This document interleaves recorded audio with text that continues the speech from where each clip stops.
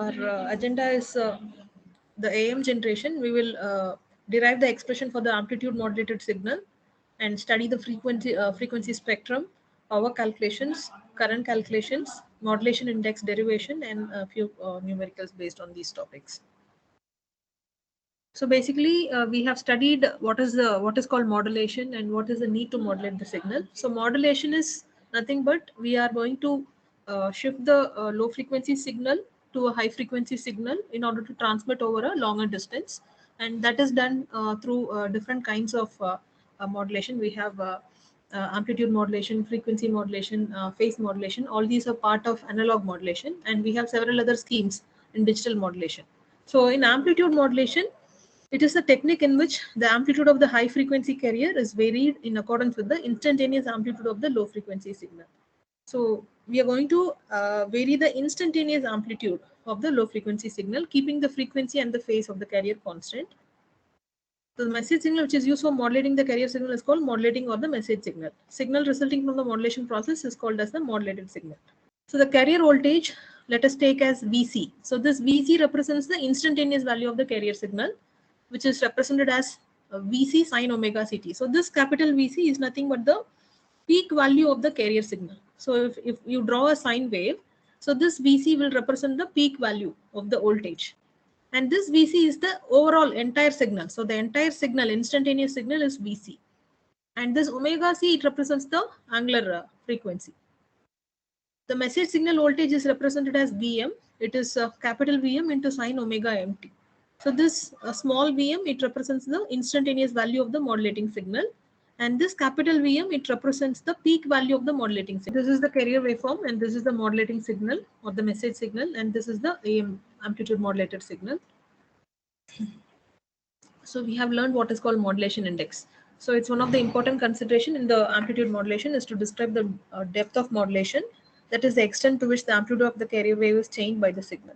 So based on this M value, we can determine how much is the change in the carrier signal is done.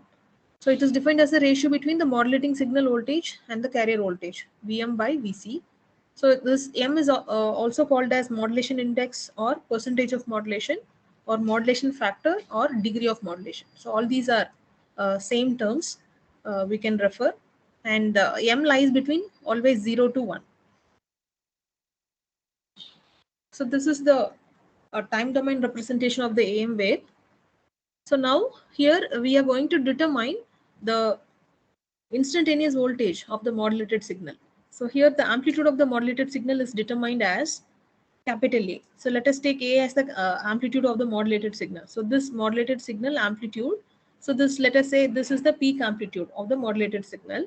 So this one we can calculate as, so this carrier voltage. So because the signal starts from the carrier voltage and slowly it sustains like this. Okay.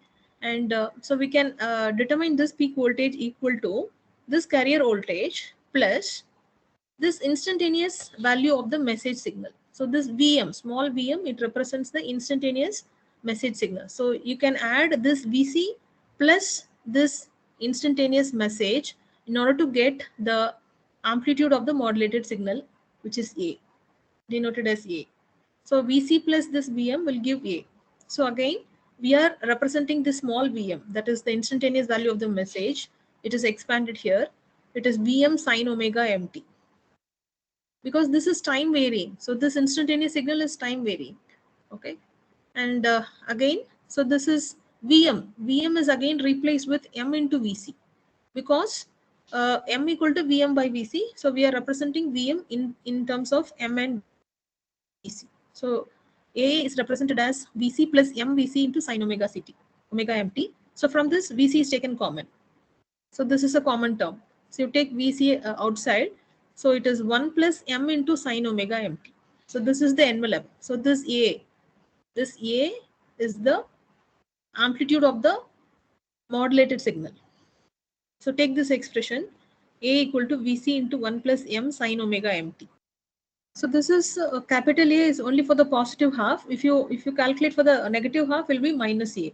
Or this is capital A is nothing but Vc plus Vm sine omega mt. So if you want to calculate on the other side, it is minus of Vc plus Vm sine omega mt. Simply the negative peak. Now let us generate the AM signal. So now the instantaneous voltage of the resultant AM wave is given by V. So let us take this small v as the instantaneous AM signal. So which is represented in a generic form, which is A sine theta. So this A sine theta is the general form. So A is the amplitude, peak amplitude of the modulated signal, and theta will comprise both frequency and the phase component. So this is expanded theta as omega ct. A sine omega ct is the instantaneous signal of the modulated signal. So now we are going to substitute for A, which is Vc into 1 plus m sine omega mt into sine omega ct. So now this is our expanded expression for the instantaneous voltage of the resultant AM wave. Now this equation, we are going to use this trigonometric identity, the sin x, sin y. So we have two sine terms. So now this identity we are going to use and expand. So this identity is the half of cos x minus y minus cos x plus y, right? So this you have learned already. So this we are going to use here. So this becomes Vc sin omega ct. Just bring Vc and sin omega ct inside. Vc sin omega ct will be the first term. This is the first term plus m into Vc sin omega ct sin omega mt. So now this term we are going to expand. So this half mvc cos omega c minus omega mt minus mvc by 2 cos omega c plus omega mt. So this is the upper sideband and this is the lower sideband. So we will have one high frequency term, one low frequency term. So based on this identity, if you expand, so this is x plus y term and this is x minus y term. Okay. So now this is the final expression we are obtaining after using this identity and after expanding this equation. The first component is the carrier component, so which is unmodulated. So we are getting the carrier signal as it is without any change. And these are the two side bands. So the second and the third term represent the lower and the upper side band. So we call LSB and USB, lower side band and upper side band. So from this, if you want to calculate the bandwidth, so we have to take the difference of these two frequencies. So this omega c plus omega m will be the upper sideband, and this omega c minus omega m is the lower sideband. If you take the difference, omega c plus omega m minus omega c minus of minus, this becomes plus. So this becomes plus omega m. So this omega c minus omega c will cancel. So we will have twice of omega m, or in terms of frequency, it is 2f. So the bandwidth is calculated as twice the frequency of the modulating signal. So it is 2fm is the bandwidth of this AM signal. Okay.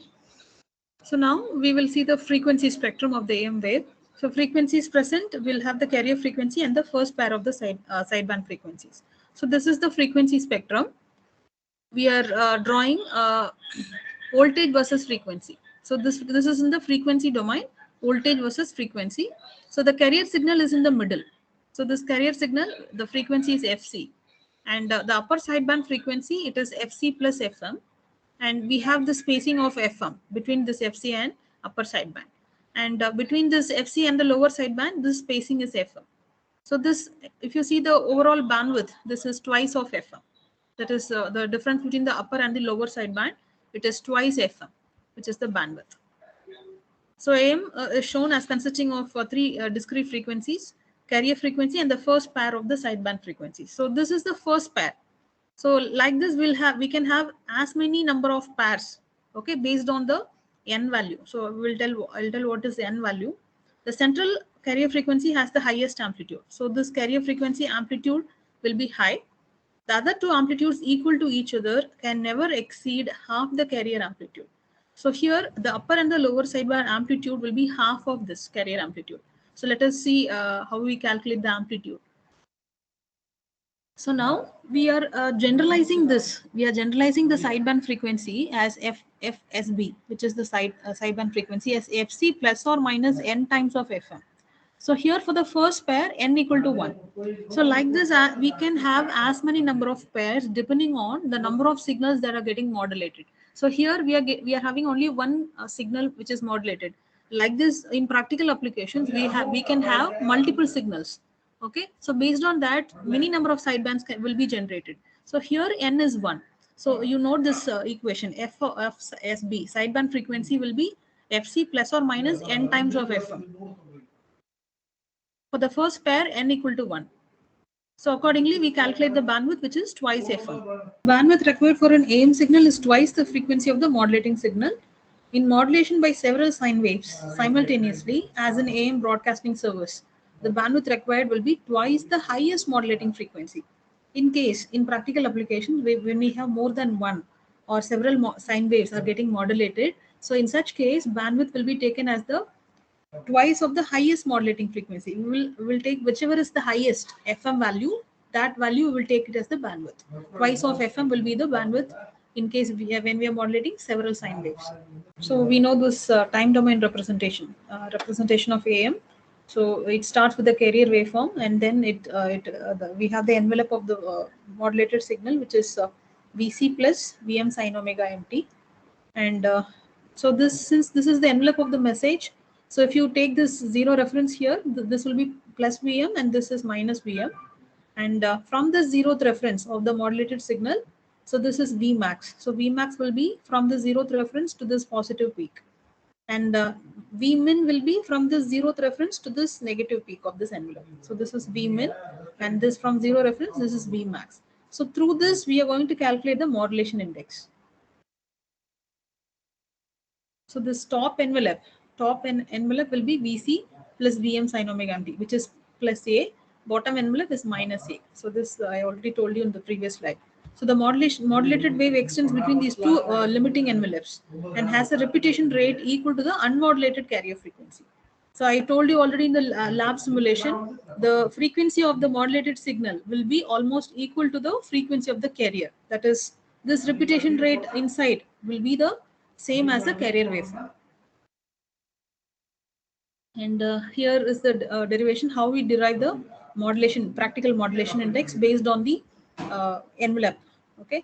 So VM is the message signal. So here VM can be calculated as this. This is twice VM. So here it is calculated as Vmax minus Vmin divided by 2, which will give the value of VM. And VC can be calculated as this entire Vmax minus this Vm will give Vc. So we can substitute for Vm equation here. So it becomes Vmax plus Vmin by 2. So now we are going to substitute for Vm and Vc in M equation. And finally, we have Vmax minus Vmin by Vmax plus Vmin. So this is the expression for the practical modulation index. So these are the three categories of modulation based on the M variation. Practical modulation is when M equal to 1. That is, the maximum value of M is 1. So in this case, we have 100% modulation. So this is the observed AM signal. This is the AM wave. And under modulation, when M equal to 1, so VM will be less than VC. So it is 50% modulated here for under modulation. And for over modulated case, when we take M is greater than 1, VM is greater than VC. So the envelope will no longer resemble the modulating signal and the information cannot be retrieved in this case. So you can see the information is lost here in between. Okay. So when we over modulate it. So these are the three categories we can observe when we change the M value. So what is the importance of modulation factor? What is the significance? So modulation factor is very important since it determines the strength and quality of the transmitted signal. So in an AM wave, the signal is contained in the variation of the carrier amplitude. When the carrier is modulated to a small degree, when M is less than 1, the amount of carrier amplitude variation is small. Consequently, the audio signal being transmitted will not be very strong. The greater degree of modulation, the stronger and clearer will be the audio signal. But it may be emphasized here that if the carrier is over modulated, distortion will occur during reception. So we should not fix M value greater than 1. AM waveform is clipped and the envelope is discontinuous. Therefore, degree of modulation should never exceed 100. Okay, so this is one very simple problem. Calculate the modulation factor. The maximum peak-to-peak voltage of the AM wave is 16 millivolt. And the minimum peak-to-peak value is 4 millivolt. Calculate the modulation factor. Yes. M value is 0.6. Okay. This should be 2 Vmax and 2 Vmin. Anyway, this will get cancelled. But anyway, you have to take this as 2 Vmax and 2 Vmin.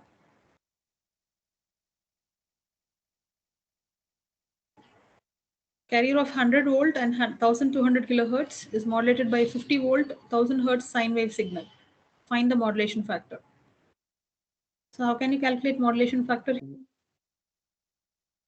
No, you need only m value, modulation factor. How can you calculate? Vm by Vc. Vm by Vc. Simply Vm by Vc.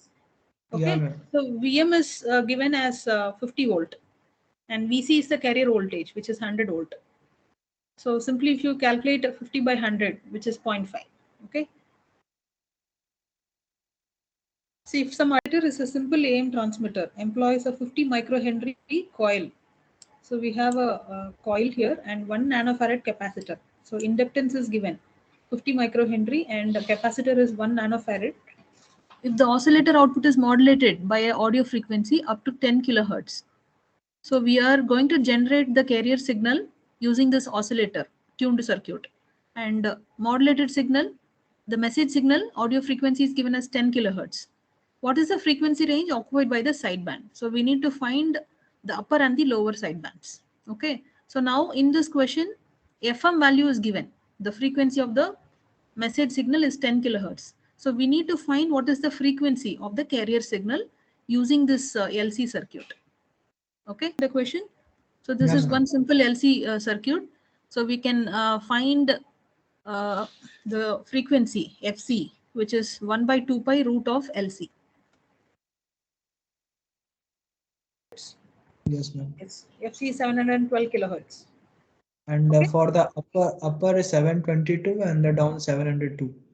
702. Okay. So you need to take FC plus FM and FC minus FM. So you represent in terms of frequency spectrum. So once you calculate the frequency, represent in the frequency domain.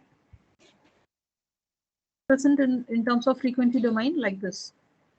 So upper sideband is 722 kilohertz, lower sideband 702 kilohertz. Frequency range occupied by the sideband will range from 722 to 702 kilohertz. Okay, power relations. So now till now we have studied the time domain representation of AM and then frequency domain. So now we will study what is the power relation. The modulated wave contains extra energy in the two sidebands. So we know that we have extra energy in the sidebands. Since amplitude of the sideband depend on the modulation index, it is anticipated that the total power will also depend on the modulation index. So the total power is dependent on M value. So you see here, so this is the carrier amplitude. So this is VC. VC is the carrier amplitude and the upper and the lower sideband amplitudes are MVC by 2, MVC by 2.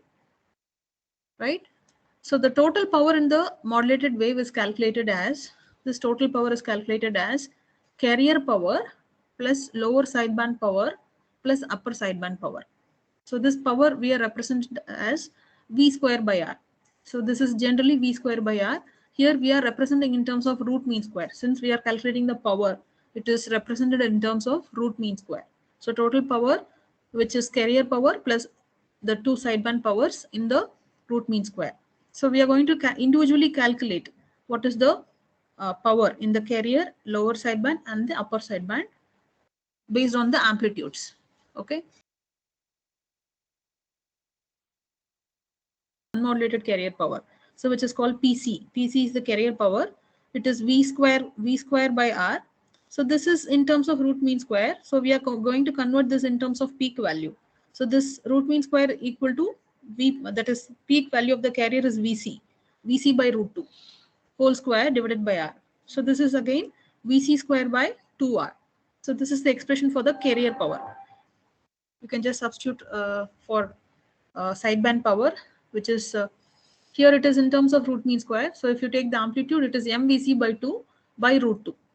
So this is the amplitude of the, in the spectrum it is mentioned MVC by 2 is the amplitude of the sideband divided by root 2 whole square. Then entire term divided by R. So this becomes M square VCC square by 8R. So this is the power in the upper and the lower sideband. This is for the sideband power. If you calculate what is the total power, so we can substitute the expressions for the individual. That is carrier power is substituted here and upper sideband and lower sideband power is substituted. So once you calculate this, so this is everything is in terms of VCC square by 2R, which is nothing but the carrier power. So this becomes PC plus M square by 4 PC plus M square by 4 PC. Okay. So in all these three terms, PC you can take it as common. So if you take PC outside, so 1 plus 2 M square by 4. So it becomes M square by 2. 1 plus M square by 2. So now PT by PC will be 1 plus M square by 2. So this is the relation between the total power and the carrier power. So from this equation, we bring the relation between the total power and the carrier power, which is 1 plus M square by 2 in terms of the modulation index. So when we take modulation index is 1, so we can equate PT equal to 1.5 times of the carrier power. PT equal to 1.5 PC. So this is the maximum power amplifiers must be able to handle without distortion. So this is the ceiling. So when M is 1, so we can't exceed M more than 1 because we can't extract the signal, right? So when M is 1, the transmit power will be, total power will be 1.5 times of the carrier power. This is the current relation. So IC, let IC be the unmodulated current and IT be the total or the modulated current of the AM transmitter, both being the root mean square values. If R is the resistance in which these currents flow, so we can bring this expression for the current from the power only. So PT by PC expression we know, which is 1 plus M square by 2. So PT is expanded as I square R, that is IT square R, and PC is expanded as IC square by R. So from this, R values getting cancelled, and it is simply IT by IC whole square. So from this, we can bring the relation for IT by IC as root of 1 plus M square by 2. Okay. So this is the relation between the total current and the current in the carrier. So IT equal to IC into root of 1 plus M square by 2.